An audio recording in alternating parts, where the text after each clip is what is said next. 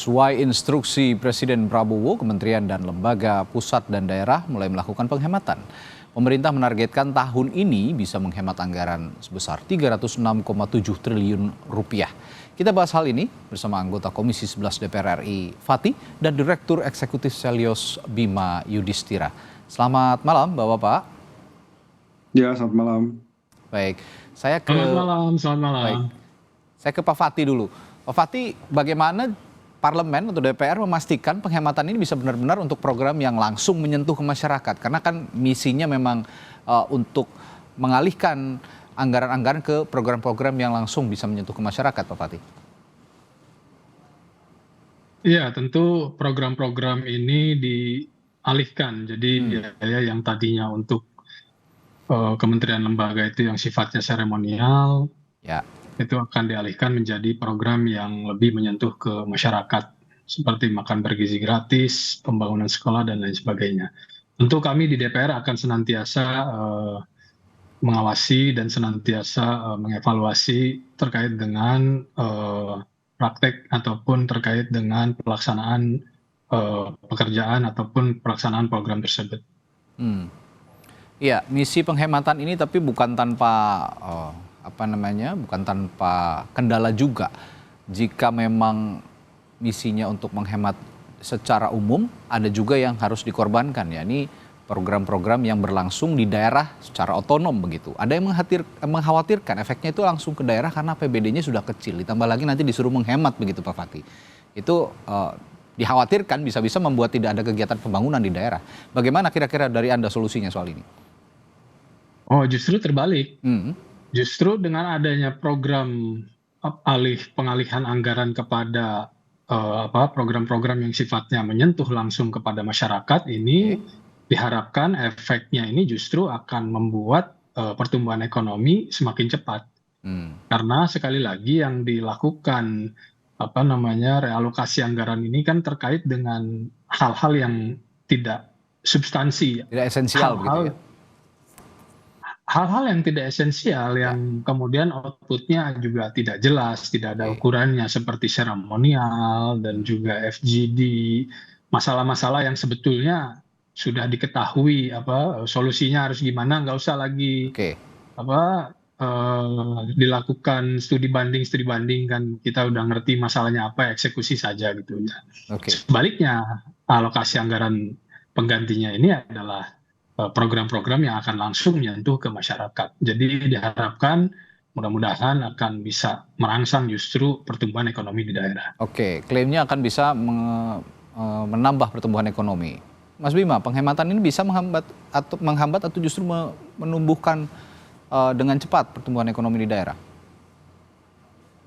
Iya, sebenarnya yang namanya efisiensi ini memang sudah lama didorong ya, dan penting sekali. Tapi kan kita pengennya efisiensi bukan hanya kegiatan seremonial, perjalanan dinas, tapi juga misalnya belanja-belanja terkait pengadaan mobil dinas di kementerian lembaga itu pangkas semua. Kemarin kan ada yang usul sebagian pejabat sudah dibiasakan lah pakai angkutan umum ya. Mungkin kecuali presiden. Itu salah satu kekhawatiran dari masyarakat gitu ya. Artinya efisiensi harus dilakukan dan itu penting untuk dialokasikan ke program prioritas, tapi juga harus ada efisiensi yang memang bermakna. Dan catatan lainnya adalah soal penambahan anggaran misalnya untuk makan bergizi gratis dari hasil realokasi efisiensi ini juga harus dimonitor karena anggarannya makin besar. Nah, untuk kapasitas dari sisi fiskal daerah, ini kan era otonomi daerah. Itu dia.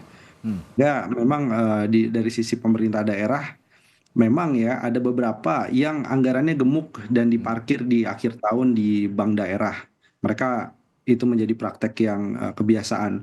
Tapi di sisi yang lain, apakah bentuknya harus menggunakan inpres atau sebenarnya bentuknya lebih ke arah dialog yang sifatnya setara antara presiden gitu ya dengan kepala-kepala daerah, bahwa ada urgensi untuk melakukan efisiensi dan tergantung dari masing-masing kepala daerah menentukan bagian mana yang harus dilakukan pemangkasan, sehingga aspek otonomi daerah dan kapasitas fiskal daerah yang berbeda-beda termasuk daerah pemekaran itu juga bisa menjadi salah satu perhatian. Oke, Mas Bimo gini, setiap presiden kan punya kebiasaan masing-masing ya sebenarnya. Kalau Pak Presiden Jokowi dulu, presiden sebelumnya, punya kebiasaan mengumpulkan kepala daerah termasuk gubernur, bupati, wali kota, termasuk untuk mengonsolidasikan soal anggaran. Nah, di eranya Presiden Prabowo ini, apakah langkah itu juga perlu untuk menyeragamkan pemikiran bahwa efisiensi anggaran ini akan dialokasikan ke hal-hal yang lebih esensial, yang lebih penting, termasuk di daerah, Mas Bima? Iya, saya pikir begini, saya pikir ada beberapa ya, tidak bisa dipotong rata semua daerah. Hmm. Koordinasi yang paling penting itu daerah terutama di Jawa, Jawa Barat, Jawa Timur, kemudian di Banten. Itu karena di akhir tahun, pada saat itu kita lihat satu persatu bahwa beberapa provinsi itu angkanya besar sekali, itu ratusan triliun yang disimpan dan dijadikan silpa anggaran. Nah, ini mungkin koordinasinya hanya beberapa daerah yang spesifik. Hmm. Tapi kalau daerah-daerah yang lain misalnya harus ada instruksi untuk melakukan efisiensi, padahal di Papua Ya. baru ada daerah yang mekar, itu menurut saya juga kurang bijak melakukan efisiensi itu. Berarti termasuk daerah 3T itu tadi ya, yang tertinggal, terdepan, terluar, ini juga sebenarnya tidak perlu terlalu dikoordinasikan karena memang alokasi anggaran mereka lebih butuh untuk itu, begitu ya, Mas Bima? Ya, ya justru harusnya dilakukan Optimalkan penambahan per daerah, juga transfer terkait dengan dana desa, dan program prioritasnya difokuskan dulu misalnya MBG untuk daerah 3T sehingga kapasitas fiskal daerahnya bisa lebih baik di daerah-daerah yang memang terluar termiskin. Oke. Sebelum saya balik ke Pak Fatih, saya ada pertanyaan juga soal transfer dana daerah yang diminta hemat 50T tadi oleh Pak Prabowo. Sedangkan di sisi lain sudah ada juga beberapa item yang dimunculkan oleh pemerintah pusat untuk dipangkas. Nah, dari beberapa item itu menurut Anda, Mas Bima, sektor esensialnya sudah keseluruhnya mencakup untuk diefisienkan atau masih ada hal-hal lain yang perlu sebenarnya dipangkas? Ini yang kita perhatikan itu dalam 10 tahun terakhir beban belanja pegawai itu kenaikannya 83%. Oke. Jauh melebihi anggaran perlindungan sosial ya dalam waktu 10 tahun terakhir. Jadi memang harus ada evaluasi terkait dengan tunjangan-tunjangan yang tadi tidak berorientasi pada program prioritas Pak Prabowo, terutama misalnya juga menyentuh tunjangan di Dirjen Pajak karena ada Cortex yang bermasalah sistemnya yang membuat pengusaha juga sulit melaporkan pajak, mendapatkan faktur PPN. Itu juga harusnya menjadi bahan evaluasi yang sangat-sangat signifikan. Kalau memang mau melakukan efisiensi, saran saya sih dimulai juga dari efisiensi belanja pegawai. Oke. Gantikan sebagian pegawai yang rutinitas kemudian repetitif kerjanya itu dengan teknologi. Saya kira itu harus sejalan. Jadi bukan hanya sifatnya misalkan seremonial, FGD, itu hal yang penting untuk dilakukan efisiensi, tapi belanja pegawai itu pos besar sekali Ya. yang harus disentuh juga. Ya, sepakat. Belanja pegawai memang dari tahun ke tahun selalu memakan anggaran yang sangat besar, yang akhirnya ujung-ujungnya banyak yang tidak efisien juga penggunaannya. Saya kembali ke Pak Fatih. Pak Fatih, ini kan pemerintah meminta berbagai instansi, kementerian, lembaga, baik di daerah maupun juga di pusat gitu untuk menghemat anggaran. Tapi ada juga kritik publik, katanya bagaimana dengan DPR, lembaga legislatif, apakah juga ikut mengkampanyekan masalah efisiensi anggaran ini atau masih normal-normal saja? Jangan-jangan masih normal-normal saja nih? Oh ya, tentu semua instansi termasuk DPR juga melakukan upaya-upaya efisiensi ke depannya. Jadi tidak ada instansi ataupun tidak ada elemen yang dikecualikan terkait program ini. Konkretnya seperti apa untuk mengefisienkan anggaran di DPR? Kalau dulu kan sering ada rapat di luar, di hotel, di bahkan ada kunjungan kerja ke luar negeri. Sekarang sudah tidak ada semua itu? Bukan semua, tetapi dikurangi.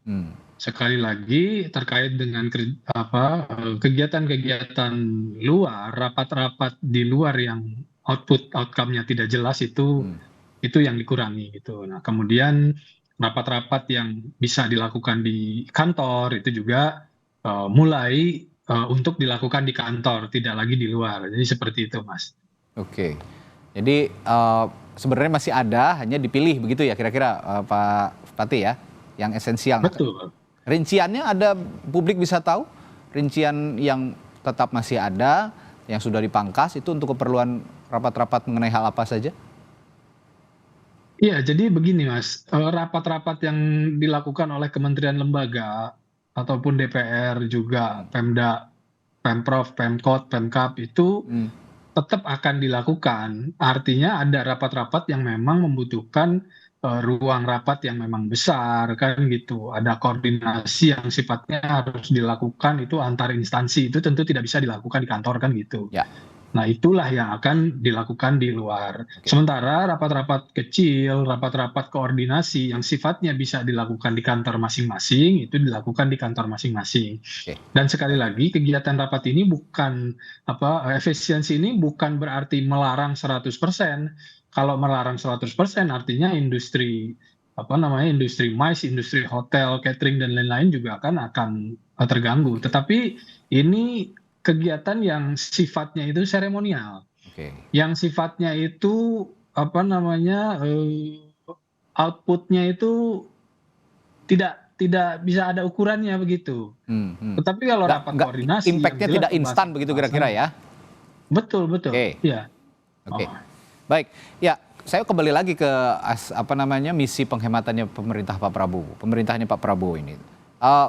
Anda sebagai dari DPR juga kan punya fungsi pengawasan begitu terhadap hal-hal esensial termasuk misi penghematan dari pemerintah. Nah, tadi Pak Prabowo juga dalam berita pengantar sempat mengatakan perjalanan dinas kalau bisa dipangkas dihemat 20 triliun bisa dialihkan buat bangun sekolah, revitalisasi sekolah. Yang saya ingin tanyakan, pengawasan dari DPR sejauh mana bisa ikut mengawasi efisiensi penghematan anggaran seperti yang salah satu dicontohkan oleh Pak Prabowo tadi? Ya, tentu kami sangat bisa untuk mengawasi jalannya program ataupun jalannya instruksi yang telah diberikan oleh Bapak Presiden, karena anggota DPR ini kan terdiri daripada berbagai macam konstituensi, berbagai macam dapil kan gitu. Nah, di situ kita tentu bisa langsung melihat seperti apa. Kita bisa langsung melakukan monitoring seperti apa efisiensi, seperti apa instruksi tersebut telah dijalankan. Justru alat ukur evaluasi ataupun supervisi yang paling efektif ini melalui rekan-rekan anggota dewan gitu. Oke. Mas Bima, Anda ngelihat tapi pemerintah sudah cukup terbuka belum soal pos alokasi anggaran yang dihemat ini sejauh ini? Iya, kalau dari keterangan ya Kementerian Keuangan memang sudah bisa dibaca. Jadi misalkan dari anggaran perjalanan dinas itu ada pemangkasan, kemudian sewa kendaraan bermotor. Jadi pos-posnya setidaknya meskipun tidak secara detail per kementerian, karena namanya juga instruksi, tapi sudah bisa dibaca kan angka 300 triliunan lebih itu didapatkan dari pemangkasan apa saja nih. Jadi persentasenya itu sudah bisa dibaca gitu. Tapi yang menjadi perhatian ini kan di kementerian lembaga di mana kontrolnya memang ada di Kementerian Keuangan. Bagaimana dengan yang ada di pemerintah daerah ini bervariasi nih. Jadi ada beberapa pemerintah daerah kita akan terbitkan pemangkasan anggaran melihat instruksi dari presiden, tapi ada juga yang belum. Jadi masih bervariasi yang kemudian ditanggapi oleh pemerintah daerah juga. Oke, nah pertanyaan saya selanjutnya begini. Oke, tadi sudah cukup terbaca lah begitu ya pola alokasi anggarannya. Yang saya tanyakan berikutnya adalah bagaimana juga kementerian lembaga ini merubah mindset. Kadang-kadang mindset itu juga jadi penghalang untuk misi penghematan atau efisiensi. Jangan sampai misi penghematan ini terhambat oleh mindset di kementerian yang tidak ada anggaran, programnya nggak jalan. Akhirnya misi penghematan juga esensinya tidak kena. Gimana nih Mas Bima kalau soal ini? Iya, sebenarnya begini, kalau soal esensi dari penghematan anggaran ini kan kalau program prioritas Pak Presiden, apalagi di awal Pak Presiden itu kan juga senang sekali untuk diplomasi internasional. Ya. OECD tetap jalan, BRICS tetap jalan, dan kondisi situasional dari perang dagang. Artinya perjalanan dinas itu seharusnya nggak usah dipotong untuk Kementerian Perdagangan, khususnya untuk Dirjen Perdagangan Luar Negeri misalnya. Begitu juga untuk Kementerian Luar Negeri. Nah, jadi harus ada kejelasan begitu. Kalau dipangkas semuanya, ini beberapa ada yang komplain juga, misalnya dari kementerian yang ditugaskan untuk aglomerasi industri strategis di daerah. Dia harus ketemu dengan kepala daerah, dinas perindustrian di daerah. katanya nggak bisa semuanya menggunakan rapat online, jadi harus ada kunjungan juga. Dan kalau anggarannya sudah diblok untuk perjalanan dinas, bisa mengganggu program. Nah, detail-detail itulah yang sebenarnya memang penting sekali untuk dibahas, sehingga ada kejelasan. Jangan sampai nanti begini, pertumbuhan ekonomi sulit tercapai 8%. Bahkan angkanya misalnya di bawah 5% tahun ini. Itu karena penghematan anggaran, Pak. Kami dari pihak kementerian nggak bisa bergerak ini dan itu karena anggarannya dipangkas. Nah, ini harus dikelirkan karena khawatir ini akan jadi apologi juga Itu dia. dari pembantu dari presiden yang secara teknis mengerjakan program prioritas.